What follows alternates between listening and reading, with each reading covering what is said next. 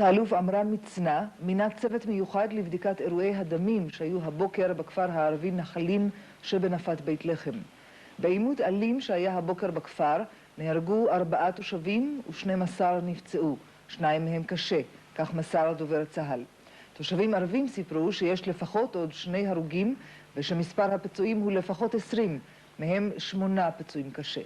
מדווח כתבנו מנחם הדרה. בשעות הבוקר המאוחרות יצאו כוחות משמר הגבול מהכפר נחלין של רגלי גוש עציון, כשמלמעלה ממשיך לסייר בלא הרף מסוק ומטוס סיור. הייתה זו הפוגה בתקרית שהגדיר אלוף פיקוד המרכז כאירוע חמור. נהרגו בו לפי גרסת צה"ל 4 צעירים ערביים ו11 נפצעו, קצתם במצב קשה מאוד.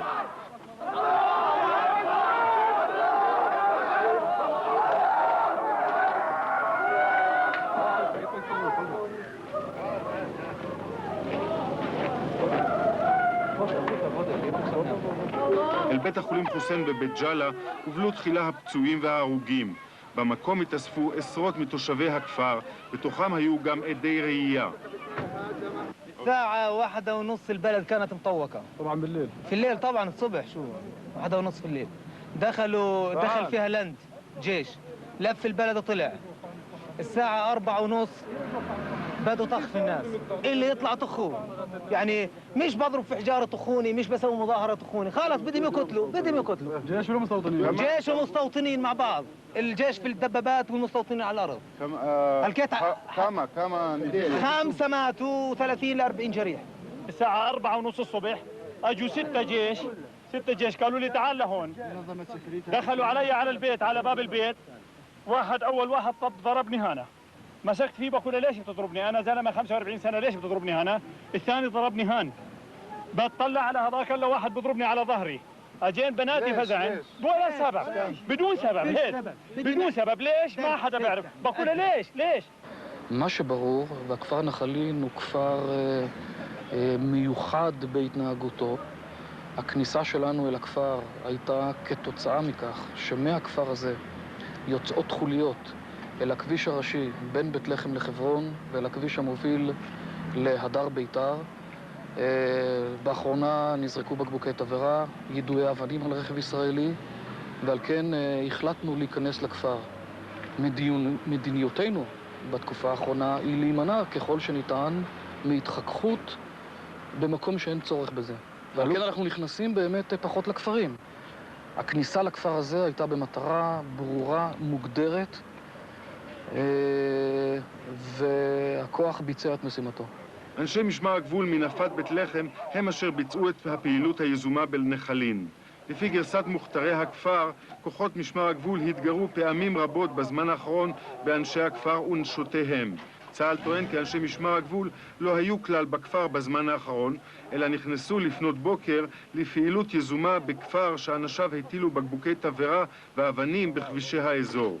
מהתחקיר הראשוני שנעשה עולה שתושבים רבים, בעיקר בחורים צעירים מהכפר נחלין, ערבו מראש לכוח של מג"ב שהיה בפעילות מבצעית יזומה בכפר והתנהגו באלימות חריגה כלפי הכוח, כשהתוצאה היא כמובן כמות הנפגעים. אלוף, ישנם טענות של תושבי הכפר שבאירוע הזה היו מעורבים מתנחלים או אזרחים ישראלים. האם יש לך איזשהו מידע שמאשר את ככל שאני יודע, הטענה הזו איננה נכונה, אבל כדי לתת תשובה מוסמכת וסופית, אנחנו נצטרך לבדוק את הטענה, כפי שאנחנו בודקים כל טענה שעולה על ידי תושבי הכפר. טענה על התנהגות השוטרים, טענה על נושא של פינוי וטיפול בנפגעים, ואנחנו נבדוק אחת לאחת את הטענות. אלוף, חשוב לומר שבין הנפגעים ישנם אנשים שיש לנו עליהם חומר, ביניהם פעילי חמאס. לא שהתכוונו להרוג אותם, אבל בהחלט מוכיח את השתתפותם הפעילה והאלימה בהתקלות הזו עם כוח משמר הגבול. ההרוגים הובאו לקבורה בכפר חוסן הקרוב, וגם כאן התפתחה הפגנה, ובעקבותיה נורה אדם בראשו. בינתיים עלה המתח בכל נפת יהודה, ובבית לחם הקימו צירים מחסומים, והציתו צמיגים. כוחות צה"ל המעטים השתמשו ביריות בכדורי פלסטיק כדי לפרוץ את המחסומים. צוות חקירה שמינה אלוף פיקוד המרכז יבדוק את אשר אירע היום בכפר נחלין. הצוות נתבקש לחקור גם את התנהגות חיילי משמר הגבול בשעת התקרית, שגרמו למספר כה רב של נפגעים.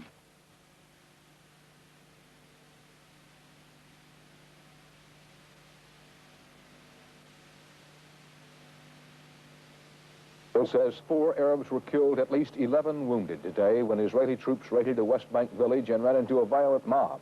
Palestinians said the toll was much higher. They called it a massacre by the Israeli occupiers. Correspondent Bob Simon is covering the uprising. The body of one of the victims was torn from a car and carried to an Arab ambulance. The family wanted to bury the boy immediately before Israeli soldiers could take him away. It had happened before dawn in Nahalin, an obscure little town near Bethlehem, which entered the books today as the site of one of the worst bloodlettings in the 16-month-old rebellion. The boy was laid to rest as an Israeli helicopter crossed the skyline where 3 wise men once saw a star in the east.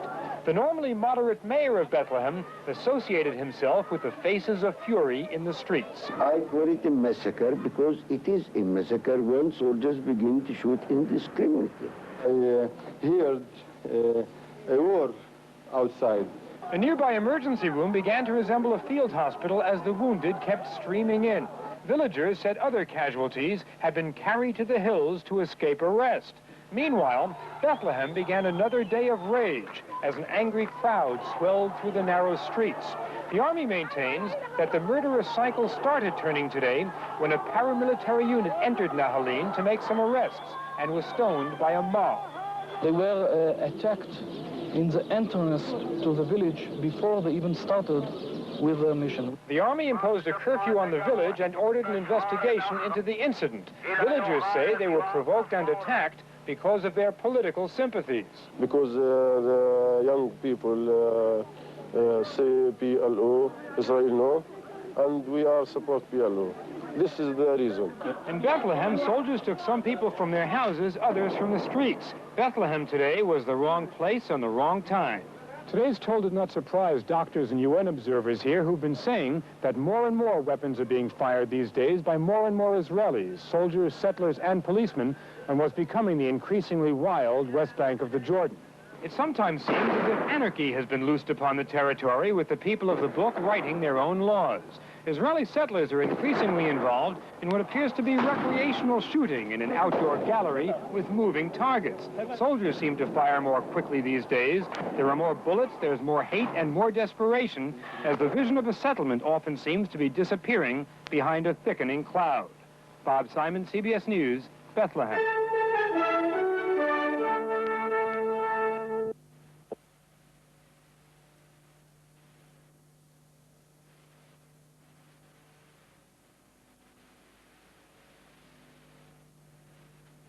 Itzhak Shamir wound up his trip to the U.S. today by defending the use of force against Palestinians in the occupied territories. His comments come at a particularly bloody time on the West Bank.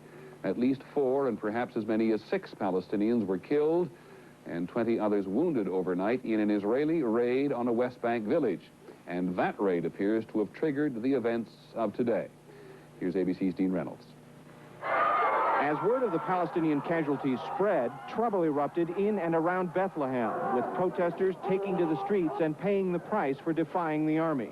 Officials called it a day of exceptional violence, and it was, in fact, one of the worst of the 16-month-old uprising. Hospitals were taxed to the limit, caring for people from the small nearby village that was raided before dawn by paramilitary border policemen. While the border police are known for being rough and intimidating, they have, for the most part, avoided killing people. But today, there were new mourners and fresh graves at local cemeteries. Israeli officials said the police had gone in to arrest Palestinians suspected of attacking Jewish settlers. They were forced to open fire, officials said, when they were ambushed by rock throwers who knew the Israelis were coming. Palestinians said the border police provoked the violence by abusing village women. While the Army said it will hold an investigation, the Palestine Liberation Organization said what's really needed is international protection for Palestinians under occupation. It's been 1 week since Prime Minister Shamir proposed elections for Palestinian peace negotiators. And while Shamir says the uprising must stop before those elections can start, the Palestinians have been saying all week their uprising will go on until the Israelis get out. Dean Reynolds, ABC News, Bethlehem.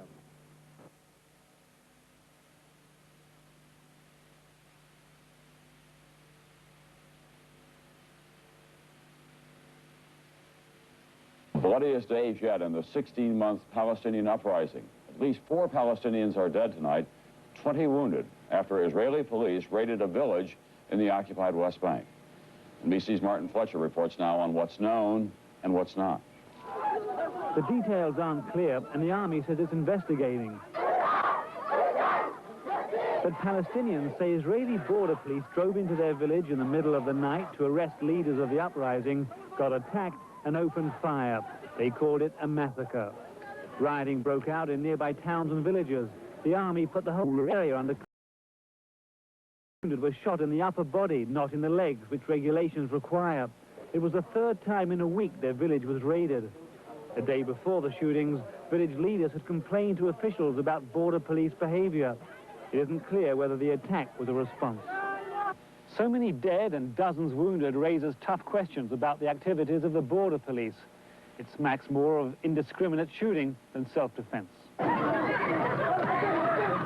The border police have a reputation for being tough and brutal. Ask any Arab who he fears most and he'll say, the border police. They're mostly Druze, Arabs who are Israeli citizens. And the army wants to use more of them in the uprising to replace army troops, especially in Gaza. The idea is to reduce casualties, because unlike soldiers, border police are trained in crowd and riot control. But today's clash shows there's no shortcut to peace. Replacing soldiers with border police didn't make things better, but worse. Martin Fletcher, NBC News, on the Israeli-occupied West Bank.